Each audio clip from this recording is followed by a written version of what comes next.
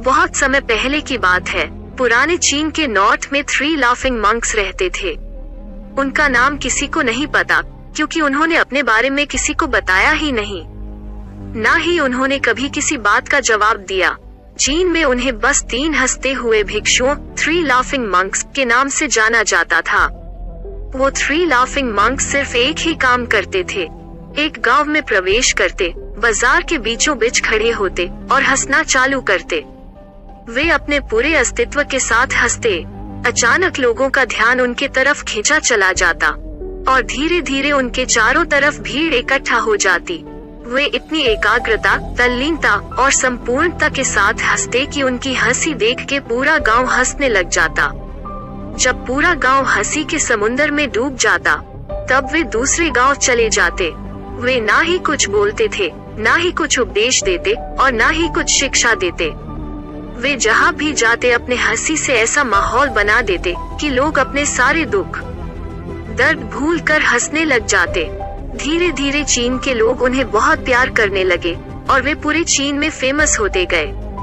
3 laughing monks, 3 laughing monk के नाम से चीन के लोग उन्हें बहुत प्यार करते और उनका सम्मान करते। इससे पहले और उनके बाद कभी किसी ने इस तरह प्रचार नहीं किया कि जीवन केवल एक हंसी होना चाहिए और कुछ नहीं।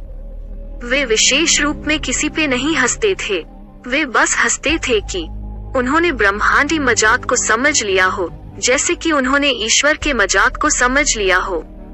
उन्होंने एक शब्द का उपयोग किए बिना ही चीन में इतना आनंद फैलाया जितना आज तक किसी ने नहीं फैलाया हो। लोग उनका नाम पूछते, लेकिन वो बस हंसते ही रहते। तो उनका नाम 3 हंसते हुए भिक्षु 3 लाफिंग मंक बन गया। पूरे चीन में घूम घूम के लोगों को हंसाते हुए समय के साथ साथ वे 3 लाफिंग मंक्स बूढ़े हो गए और एक रात जब वे एक गांव में ठहरे हुए थे, तो उन तीनों में से एक भिक्षु की मौत हो गई।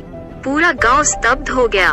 पूरा गांव बहुत ज्यादा उम्मीद कर रहा था, क्योंकि उन्हें लगता था कि जब उन तीनों में से एक की मृत्यु होगी तो बाकी 2 जरूर रोएंगे। ये देखने लायक होगा, क्योंकि किसी ने भी इनको रोते हुए नहीं देखा था। जब सुबह हुई तो पूरा गांव इकट्ठा हुआ, लेकिन दोनों भिक्षु तीसरे की लाश के पास खड़े होकर जोर जोर से हंस रहे थे। ऐसी हंसी जैसे उन्होंने आज से पहले कभी ना हंसी हो।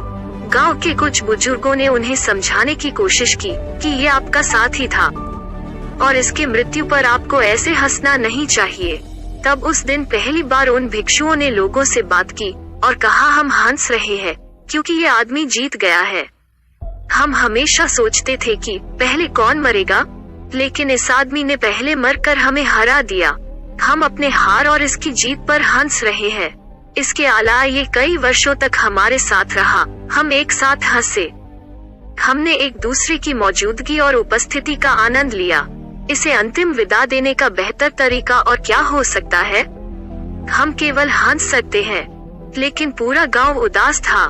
जब मृत भिक्षु के शरीर को अंतिम संस्कार के लिए चिता पर लिटाया गया था, तब सारे गांव वालों को एहसास हुआ कि बाकी के 2 भिक्षु मजाक नहीं कर रहे थे। वो तीसरा जो मृत भिक्षु था वो भी हंस रहा था।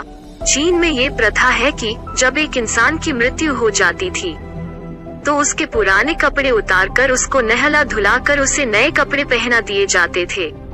लेकिन मरने से पहले उस भिक्षु ने अपने साथियों से अपने कपड़े ना बदलने के लिए कहा था। उसने कहा था कि मुझे स्नान मत करवाना, क्योंकि मैं कभी अशुद्ध हुआ ही नहीं। मेरे जीवन में इतनी हंसी आई कि कोई अशुद्धता जमा ही नहीं हो सकती थी। मैंने कोई धूल जमा नहीं की है, क्योंकि हंसी हमेशा ताज़ा होती है। इसलिए मुझे नहलाकर मेरे कपड़े ना बदलना।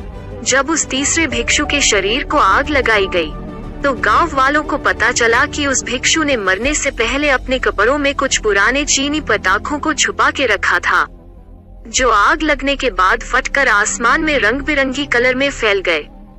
और ये देखकर पूरा गांव फिर एक बार जोर जोर से हंसने लगा। तो इस तरह उस 3 लाफिंग मंक्स में से वो तीसरा मोंक मरने के बाद भी गांव वालों को हंसा कर गया। और ये देखकर बाकी 2 भिक्षुओं ने कहा, चालाक आदमी, तुम मर चुके हो, लेकिन तुमने हमें एक बार फिर हरा दिया। तुम्हारे द्वारा गांव वालों के चेहरे पर पैदा की गई ये हंसी आखिरी हंसी थी।